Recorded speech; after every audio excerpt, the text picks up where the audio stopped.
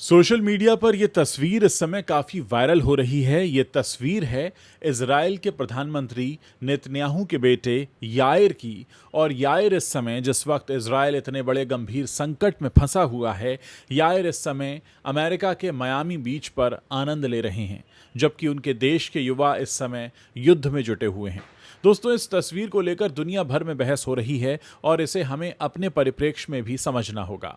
ये बातें कई बार कही जाती रहती हैं कि जो नेता आपको धर्म और जाति के नाम पर, मजहब के नाम पर आपस में भिड़ाते रहते हैं, लड़ाते रहते हैं, उनके अपने बच्चे अक्सर विदेश में सेटल हो जाते हैं, किसी अच्छे रोजगार से लग जाते हैं या फिर इस गंदगी से कोसों दूर होते हैं, जबकि आप लोग उनके कहे अनुसार, उनके कहे हुए रास्तों पर चलकर खुद अपनी ज़िंदगी भी दांव पर लगा देते हैं, अपने बच्चों का करियर भी दांव पर लगा देते हैं। और ऐसा ही इज़राइल में भी हो रहा है। बहुत सारे लोग इस तस्वीर को दिखाकर ये सवाल कर रहे हैं कि आज के समय में जब इज़राइल पर इतना बड़ा संकट है और इज़राइल का हर युवा इस समय सैनिक बना हुआ है, ऐसे में इज़राइल जैसे राष्ट्र के प्रमुख का बेटा अमेरिका में कैसे एंजॉय कर सकता है। और जाहिर सी बात है कि इस सवाल पर नेतन्याहू की तरफ से कोई जवाब नहीं आया है, लेकिन लोग आपस में बातें कर रहे हैं।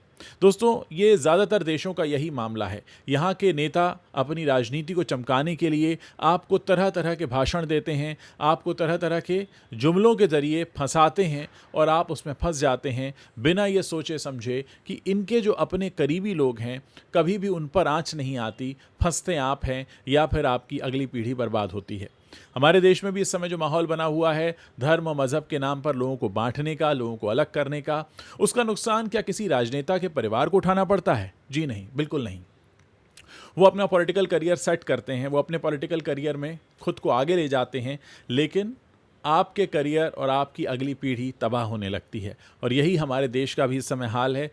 ये वीडियो मैं आपको यही बताने के लिए कर रहा हूँ कि उदाहरण आपके सामने है, देश हो या विदेश, किसी भी जगह राजनेता अपने बच्चों के करियर को ख़राब नहीं करते, अपने बच्चों के जीवन को ख़राब नहीं करते। ऐसे ही आरोप राष्ट्रपति पुतिन पर भी लगते रहे हैं कि उन्होंने अपने परिवार को हमेशा सुरक्षित रखा है, जबकि संपूर्ण विश्व को उन्होंने युद्ध में झोंकने की कोशिश की है।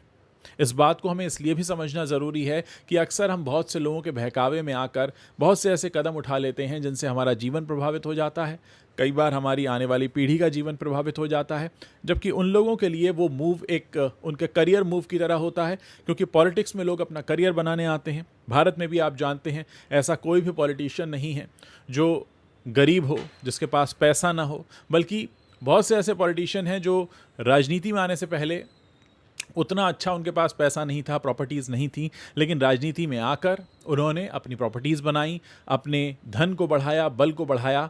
और पिसता कौन है इसमें? पिसती है आम जनता। तो इस वीडियो को करने का जो मकसद है आपको समझ में आ रहा होगा। मैं भी ये सवाल पूछता हूँ कि इज़राइल जब इतने बड़े संकट में है, तो उनके प्रधानमंत्री का बेटा याइर आखिर अमेरिका में क्या कर रहा है?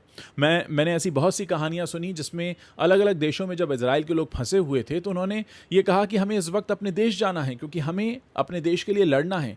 तो ये जो जज्बा है, ये नेतन्याहू के बेटे में देखने को क्यों नहीं मिलता? ये एक बड़ा सवाल है। आपको क्या लगता है? आप अपनी राय मेरे साथ यहाँ साझा कर सकते हैं।